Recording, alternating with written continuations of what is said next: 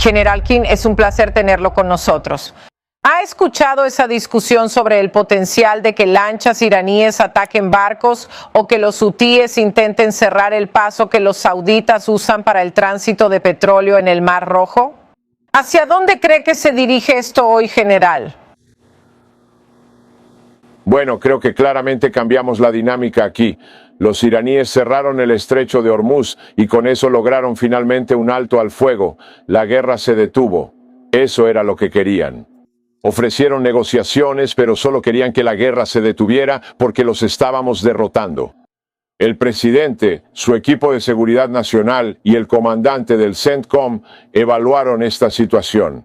Esa es la fuerza de las Fuerzas Armadas estadounidenses, ¿no? Muy adaptables, somos flexibles. Observamos lo que hace el enemigo y, por supuesto, cambiamos los planes y reaccionamos en consecuencia. Entonces estás viendo esa reacción aquí. Y claramente lo que logramos aquí fue cerrar la fuente de ingresos de Irán, punto final. Eso es lo que sucedió ante nuestros ojos. Eso es guerra económica. ¿Y qué proporcionó eso? Le dio al gobierno considerablemente más influencia al entrar en estas negociaciones de la que tenían la primera vez. Esa es la realidad de lo que sucedió. Creo que los iraníes cometieron dos errores de cálculo aquí. Sí, cerraron el estrecho de Hormuz y empezamos a pagar un precio económico y político por eso dentro de Estados Unidos. Y sí, ciertamente hubo presión sobre el gobierno y sobre el presidente Trump como resultado de eso. Entraron en esas negociaciones pensando, esto va a ser bueno para nosotros porque el gobierno va a hacer algunas concesiones debido a esa presión. Incorrecto. Eso no ocurrió. Mantuvimos nuestra posición. El presidente y su equipo hablan. Él dijo, yo lo quiero todo, pero no lo consiguieron. Irán regresó a casa cabizbajo para repensar su estrategia. También amenazan, como siempre, con una retórica fuerte, diciendo que interferirán en nuestro bloqueo que les quitó todos sus ingresos. Si hacen eso en los próximos 8 días, ya sabes lo que pasa. Volveremos al combate total. Ellos lo saben. Vamos a ver si realmente van a dar ese paso. En cuanto a nuestro rumbo aquí, recuerda, esta es la fase de bloqueo, quitarles sus ingresos y asegurarnos de que no haya barcos entrando o saliendo, comerciando con petróleo iraní. Pero ¿qué pasa con los otros barcos que no tienen relación con Irán o su petróleo y todos los demás países de ahí? Las empresas que distribuyen petróleo van a utilizar el estrecho o seguirán operando en sus propias minas. Los propietarios de los barcos todavía piensan que es muy peligroso hacer eso por la amenaza iraní que existía y que en sus mentes todavía existe. Las fuerzas de Sibares y Siberia y el presidente están listos para esa realidad y si no ocurre, veremos si sucederá.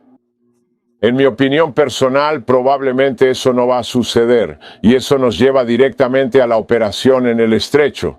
La misión es limpiar el área, remover minas, garantizar la seguridad y preparar la escolta de barcos, protegiéndolos durante todo el proceso de cruce. Con drones alrededor y a kilómetros de distancia, detectando misiles que se acercan, lo mismo aplica para las aeronaves. Proteger todo ese cruce por ahí, y eso es una operación más larga, y en algún momento, si lo necesitamos para continuar esa operación, entonces probablemente la pasaríamos a aliados y socios. Así que, en realidad, veo dos fases en esto.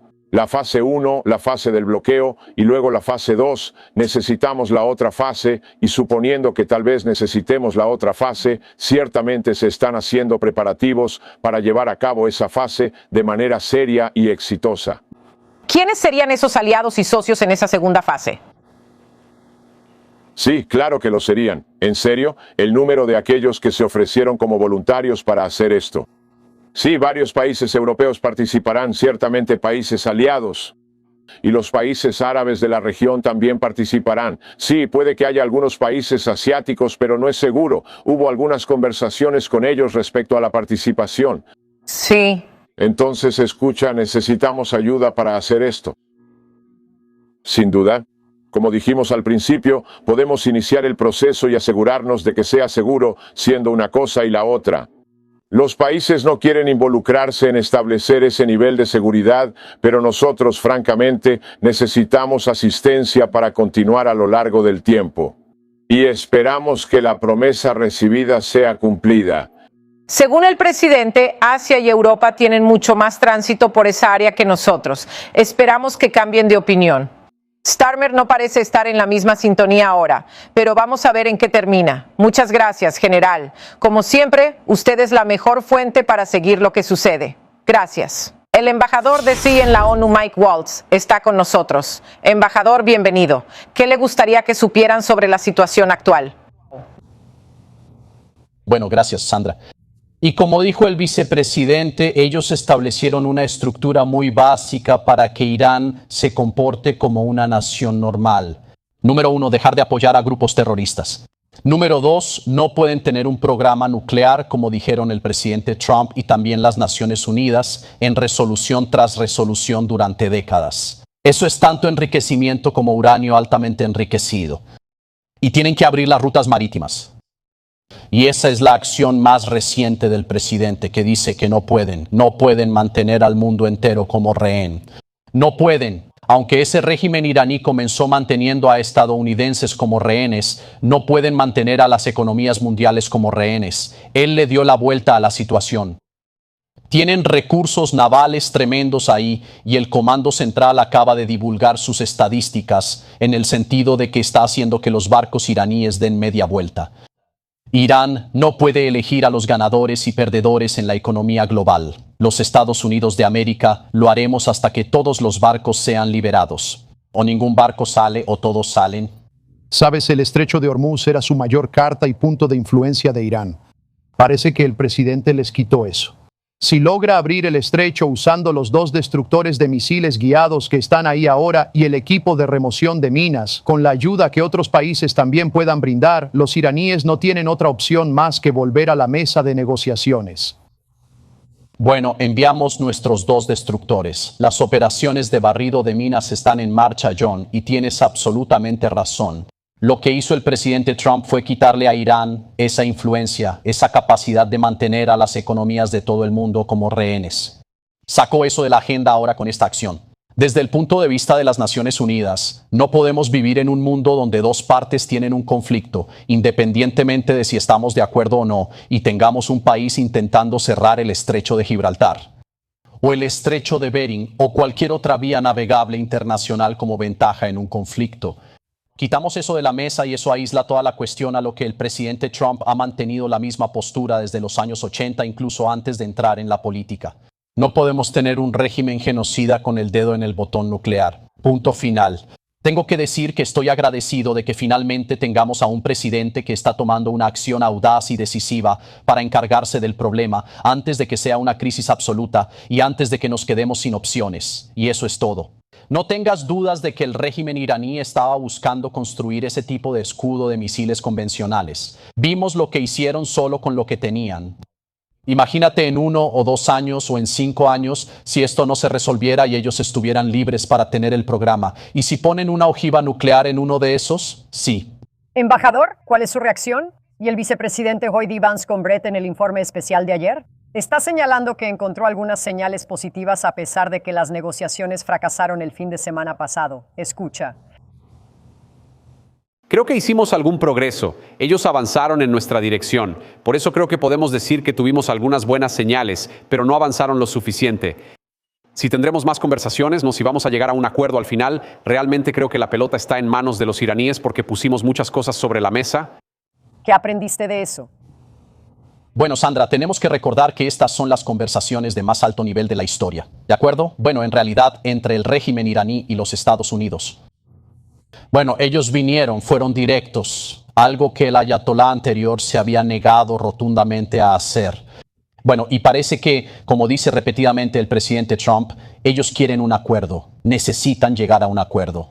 Lo interesante fue que trajeron al presidente del Banco Central y Trump no recibe suficiente crédito por el segundo memorando de seguridad nacional de su mandato. Fue restablecer la máxima presión. Su economía está en caída libre. En la ONU volvimos a imponer las sanciones, así que el resto del mundo se unió a nosotros. Por lo tanto, el tiempo no está a su favor aquí. Y como dice el presidente Trump, nosotros tenemos las cartas, no Irán. Vamos a ver si ellos regresan a un acuerdo razonable. Como dice la canción de The Who, conoce al nuevo jefe, igual que el antiguo. Es lo que vemos con Galibaf y Ebrahime, bajo el mismo viejo régimen.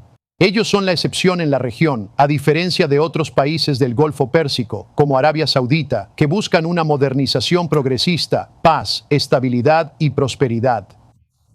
Irán quiere seguir siendo un régimen al margen de la ley, y si ese régimen continúa, ¿algún día tendremos paz y estabilidad en la región? ¿O van a seguir desestabilizando a todos? Bueno, tienen actores radicales, ciertamente, que existen solo para exportar la revolución. Y como le señalé al embajador de Irán en la ONU, mencioné un país que esté mejor debido a la exportación del terrorismo iraní. Ciertamente no el Líbano, Siria o Yemen, ni Gaza o cualquier otro lugar. Pero creemos que estamos tratando con algunos actores racionales. Ellos tienen que lidiar con los clérigos y con los ayatolás. Pero mira ahí, al otro lado del Golfo, mira hacia, eso es lo que también señalo. Mira Dubái, mira Manama, Kuwait y Riad, y también está Omán. Omán está explotando en crecimiento y en una vida mejor, no solo para sus ciudadanos, sino para la próxima generación. Veremos si no los acorralamos hasta el punto de que se queden sin salida. Digo, lo único que retrasa a la región es Irán. Y para los que hablan de mudarse a Asia, ¿quieren saber algo? Cuando el presidente Trump finalmente resuelva ese problema que nos arrastra de vuelta al Medio Oriente por la violencia que Irán exporta, podremos enfocarnos de verdad en el resto del mundo. Embajador, muchas gracias por su presencia hoy. Bien. Gracias, Jeff.